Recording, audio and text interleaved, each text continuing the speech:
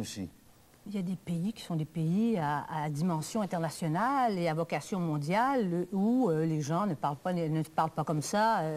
D'ailleurs, ce vocabulaire dans toutes les langues est un vocabulaire qu'on considère, dont on considère qu'on ne doit pas l'utiliser. Je veux dire, dans nos rapports, dans les rapports humains, on doit avoir des rapports de respect des autres. Écoutez la radio nord-américaine, sortez du Québec un petit peu. Allez pas tout de suite en France. Oui. Allez écouter ce qu'il y a aux États-Unis et vous allez voir que je représente la branche la plus calme des animateurs radio un peu punchés.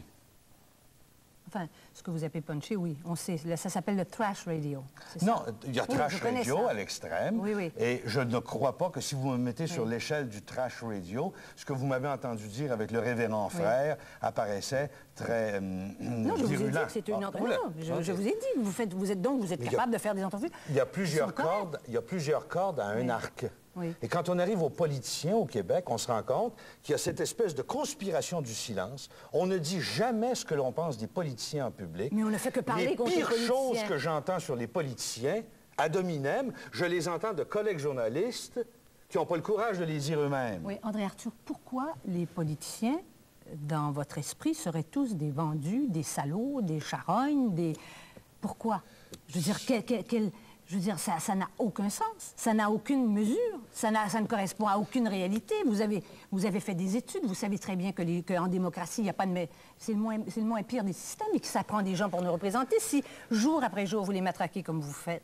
Regardez les politiciens québécois et vous verrez qu'on n'est pas très gâtés dans une échelle des démocraties occidentales. Mais j'allais dire, comme vous m'avez dit, voyagez un peu pour vous rendre compte que c'est tout à fait la mesure des politiciens des autres démocraties, ni pire ni moins bien. Les politiciens québécois ne sont pas au sommet de l'échelle des Nord-Américains de ces temps-ci. C'est pas très fort ce que l'on vit. Enfin, on ne voit pas d'échelle de valeur puisque votre système de valeurs, visiblement, n'est pas celui de la majorité des gens. Mais je voudrais revenir quand même à votre éducation. Vous avez fait des sciences politiques.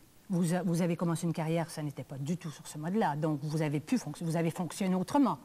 Qu'est-ce qui s'est passé pour que vous vous mettiez à fonctionner comme ça? J'ai la passion de dire les choses telles que je les vois. Et la journée qu'on ne voudra pas m'entendre, je ne pourrai forcer un seul de mes auditeurs à m'écouter. J'ai du plaisir à le faire. Les communications sont un métier un peu particulier puisque c'est un des rares métiers qu'on ne peut pas pratiquer avec le moindre succès sans l'aimer passionnément. J'ai du plaisir à faire ce que je fais. Je suis capable de communiquer ce plaisir à assez d'auditeurs pour gagner ma vie. Et je ne vois pas pourquoi j'arrêterais maintenant que j'ai du plaisir. Oui. Qu'est-ce que c'est que la définition du mépris pour vous? Du mépris?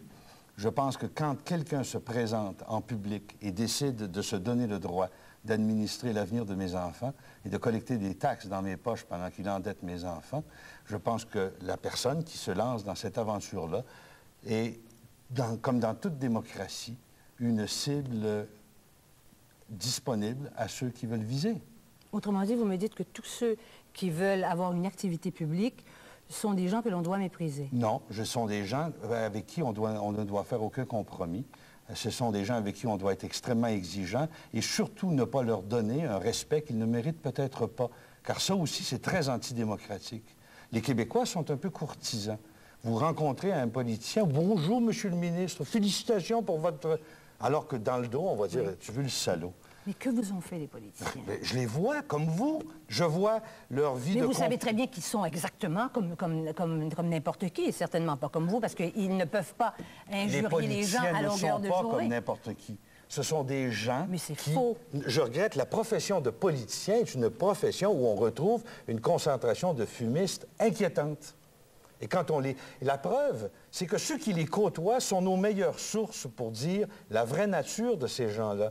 Et les meilleures sources pour savoir jusqu'à quel point les politiciens sont tout croche sont les journalistes qui vivent avec eux et qui n'en parlent pas. Les gens de la Galerie de la Presse au Parlement de Québec en particulier. André Arthur, est-ce qu'il vous arrive de douter du bien fondé de ce que vous faites? Absolument, tous les jours.